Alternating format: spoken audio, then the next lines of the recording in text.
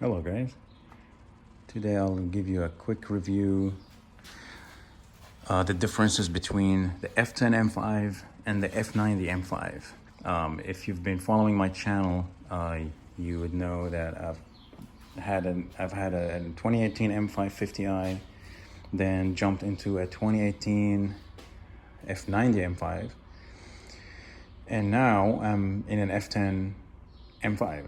So I went backwards, and I'll tell you why here in a little bit.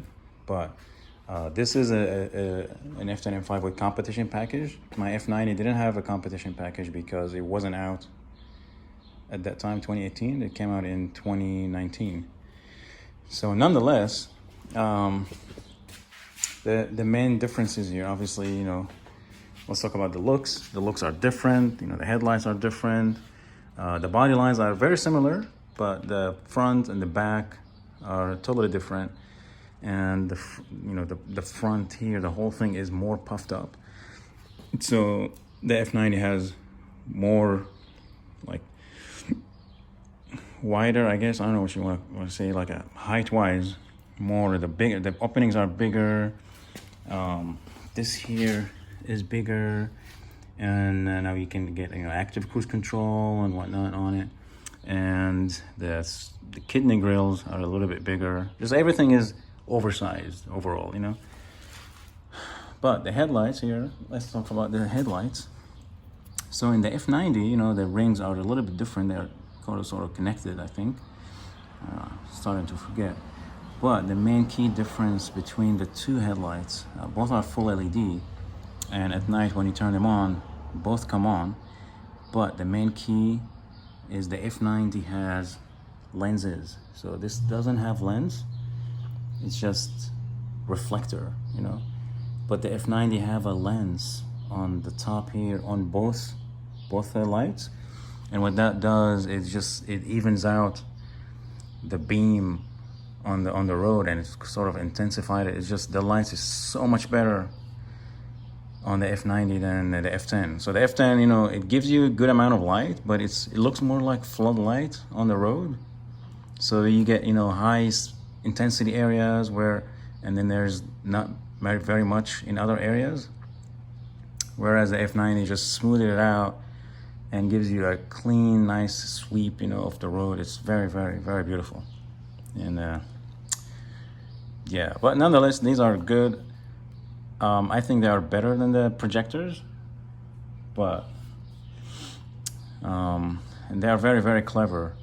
F90 and this have the auto headlights, like auto high beam assist, and it's very clever. It turns on and off individual LEDs in there. It's so crazy. So when you're driving on the road and you have your auto high beam on, and you come in front of a car, like a car in front of you, it'll actually dim where the car is and keeps the other side lit. It's really crazy. Of course, I mean that, being helped with the camera over there and some interesting logic in their computer. But nonetheless, I think the F10 M5 looks better than the F90. The front and the back, I think it looks better. The overall, the lines looks better. I don't really like the tail lights on the F90, but eventually the car grows on you. The other difference is the camera system. So this has the top view, surround view. So you get a camera here and one on the other side, and then you get a camera right under the mirror here. So that gives you, the side view here. But there is no front view in this car, so you don't really see the front. Where the F90, they put a camera here, and that's how you get the full 360 surround. And then you can see here, if you have a thing, you're about to bump or something, it's just amazing. The camera system on the F90 is hands down the best I've ever seen. It's really, really good. So it's very, very helpful and a neat feature of the F90 that you don't get here. But this was the top of the line for the F10, so it's that's how it was. The wheels are the same size, I believe, 20 inches, 265 up here and 295 in the back. In the F90 you get 295 in the back and 275 in the front, I believe. And that's mostly because the car is four-wheel drive, so you know the front is a little bit more beefier to give you that grip. And we'll talk about that a little more here. But nonetheless, this here, the competition, you get the blacked out, you know, chrome trim, the side and the front. A normal F10 M5 would have this chrome, and I think really this is the best for this car. It looks so menacing. Every time I see another F10 black, I'm like, wow, this thing looks scary. It's really weird, but yeah, it looks really good in black. But if I had a choice, I would go Sakhir orange. Oh man, that would be beautiful. Anyways, another difference here is the mirrors. You know, the F90 gets the new aerodynamic mirror with the flares, and they are very, very attractive. And I believe you get a signal on the mirror itself as well, so that's cool. I don't think you get a signal on the side here like this one. Everything else is very similar. You know, you still get the this touch pad here where you lock and unlock the car, blah blah blah. Auto dimming mirrors all around, etc. The roof on the F90 is carbon fiber by default, and if you want the sunroof you pay extra, I think, or maybe actually you don't pay extra. It's just you either choose this or that. But the carbon fiber, you know, is more lighter and give you better center of gravity, lower center of gravity, versus the heavier metal. And the mechanism here and the glass roof, it's much heavier than just a piece of carbon fiber. Plus it looks beautiful. You just suffer, you know, sacrifice the sunroof. So it depends how often do you use it. I tend to use the sunroof quite often, so I really like it. But I missed it sometimes in the F90, I must be honest. But it's just, you know, from the outside looks nice. Looks really beautiful, especially with the middle here. Like it's like an aerodynamic tunnel in the middle of it. It dips a little bit and then go up again. Very beautiful. Anyways, see the taillights. You all know how the F10 looks like. The competition package here, you get the improved exhaust over the normal F10 M5. It sounds better, it's louder than the normal F10 M5. Nothing, you know, obnoxious. It's pretty good. Everything else is, you know, BMW as usual. But now let's talk about the major differences on the interior, and this is where really the biggest difference and why I got rid of the F90 M5. So first, in the F90, this would be illuminated, the M5 here, illuminated door sill. It looks nice. Rest is very similar, nothing really changed here. But this is the biggest change, in my opinion, is the seats. And it saddens me so much. But anyways, the F90 M5 had, you know, you get the lit badge here. It says M5. It lights up when you unlock it. It's very beautiful, very elegant, and it looks really cool. But the biggest problem is the seats themselves. These seats are so much more comfortable. These are heated and ventilated. That's why you get, you know, the perforations here. These seats are so comfortable.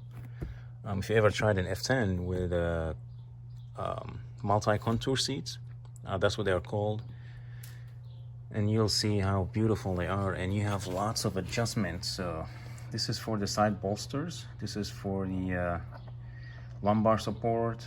This is for the side here. When you move it, this will go up and down like that. You know, the F90, I believe, had those adjustments. I forgot now. But this is electric, you know, for the knee, the thigh support, and this is up and down for the headrest, goes up and down. But here you can see the headrest here, you know, it's like on the airplane. You can actually It's got the embossed M logo, but I mean, look how soft and plush this. It's so soft and it's so comfortable. And the leather, just overall, it's soft and comfortable. I mean, you sit on these and you have no problem driving for hours. I drove this cross country all the way from California to Texas, halfway country, I guess you can say, and it was just beautiful, no problems at all. So the F90, the seats look different. This thing is hard. This headrest here. You see how this is soft? This is hard. This material was over here. Like, it's just as hard, if not even harder than this was on this side. Like, you would literally bump your head. It was so uncomfortable, and the seats themselves were so hard. You sit after an hour, your butt feels numb and painful. I found myself lifting up my butt, you know. An hour in driving, I would be lifting it side and side and trying, you know, to relieve the pain. So, I could not deal with it anymore. I mean, you know, you get excited when you first get the car, and you know, it's very powerful, it's very quick, and then after a while, you just, you know, you start, you know, you get, you know, your life gets normal and you forget about, you know, this kind of stuff. And then reality hits you in and you realize, oh my God, you know, I drive long distances and it wasn't comfortable at all. So I had to get rid of it. And this is where I landed. This is the biggest advantage in the F10 here is comfort, really. The other problem, which I will talk about here in a little bit, but let's continue with the interior differences here. I think the cup holders look a little different in the F90, but nonetheless, both are functional. In the F90, this would be a sliding door, but the location of the cups is the same. This is okay. I mean, it works. Never had a problem with it. So anyways, you get the updated iDrive, you know, with the F90. You get the Apple Car support, Apple CarPlay, wireless Apple CarPlay, blah, blah, blah. If you follow my channel, this car doesn't have Apple CarPlay, like F10. No F10 has Apple CarPlay. What I did is I installed an Apple CarPlay box aftermarket from Bimmer Tech. You can find the video. I'll link up the video on this video here. And this is the USB connection, but I don't use it, because the module I got is a wireless. So I get Apple CarPlay, wireless Apple CarPlay in this car, just like the F90, and I'm very happy with it, because that was, I like the tech in these cars. And when I got this F10, you know, I really hated the fact that it didn't have Apple CarPlay, because I like using my phone, and there's nothing technology-wise here that was able to project it on the screen.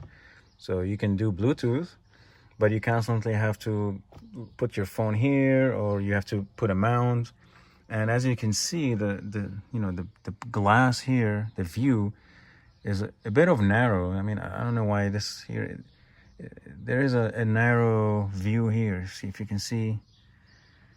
On this side is okay, but over there it's a little bit narrow on the driver's side. So if you put anything here, it's gonna take a considerable amount of view in front of you. So I did not like that at all. And I used to put my phone here, and it, you know, rattles around and whatnot. It was really painful. But with this kit, it's easy to install. I get wireless Apple CarPlay and Android. It's very, very nice. The steering wheel is different. So the paddle shifters on the F10 are bigger than the F90. The F90, they are a little smaller, and I didn't like them much. However, I like the new steering wheel on the F90.